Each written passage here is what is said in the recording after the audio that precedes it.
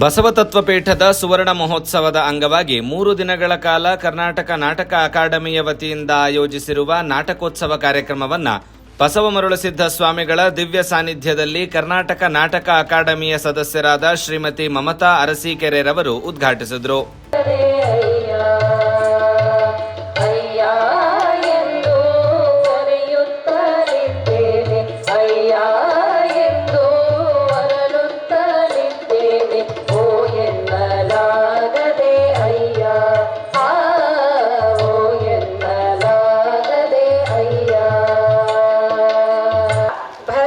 ನಾಟ್ಯಶಾಸ್ತ್ರದಿಂದಲೇ ಸುಮಾರು 2000 ವರ್ಷಗಳ ಹಿಂದಿನಿಂದಲೂ ನಾಟಕ ಒಂದು ಜನ ಮನದಲ್ಲಿ ಒಂದು ಅವಿಸ್ಮರಣೀಯ ಭಾಗವಾಗಿ ಬಂದಿದೆ.